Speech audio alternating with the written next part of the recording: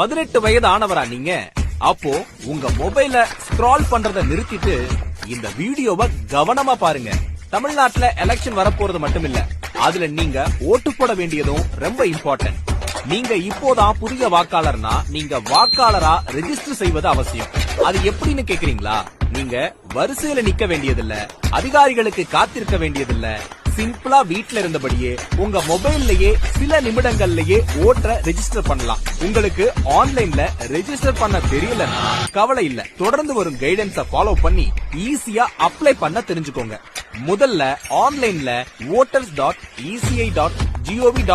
என்ற தேர்தல் ஆணையத்தோட வெப்சைட்டை ஓபன் பண்ணுங்க, அல்லது ECI NETங்கிற எலெக்ஷன் கமிஷனோட ஆப்பை இன்ஸ்டால் பண்ணிக்கோங்க. என்டர் ஆனவுடன் ஃபார்ம் 6ல இருக்கிற நியூ ஓட்டர் ரெஜிஸ்ட்ரேஷன் என்ற லிங்கை கிளிக் பண்ணுங்க. நீங்க இப்போதான் புதுசா ஓட்டர் ஐடி அப்ளை பண்றீங்கன்னு அக்னாலேஜ் பண்ணதுக்கு அப்புறம் உங்க பர்சனல் டீடைல்ஸ் கேட்கும். இதுல டேட் ஆஃப் பர்த்துக்கு மட்டும் ஆதார் கார்டு போன்ற சப்போர்ட்டிவ் டாக்குமெண்ட்ஸை சப்மிட் பண்ணணும். மொபைல் நம்பரை வெரிஃபை பண்ண நீங்க கொடுத்த மொபைல் நம்பருக்கு OTP வரும், அத ஓகே பண்ணிக்கோங்க. நீங்க கொடுக்கிற எல்லா டீடைல்ஸும் ஆதார் கார்டுல இருக்கிற மாதிரியே சரியா இருக்கான்னு செக் பண்ணிக்கோங்க. அதே மாதிரி ஆதார் சிக்னேச்சர் கட்டாயம். ரொம்ப முக்கியமா ஆனெக்சர் D கிளிக் செய்து அதுல இருக்கிற டிக்ளரேஷன் ஃபார்மை நாம ஃபில் பண்றது கட்டாயம். போட்டோஸ், சிக்னேச்சர் எல்லாம் ஃபில் பண்ணி சப்மிட் பண்ணதுக்கு அப்புறம் உங்க அப்ளிகேஷன் நம்பரை சேவ் பண்ணி வச்சுக்கோங்க.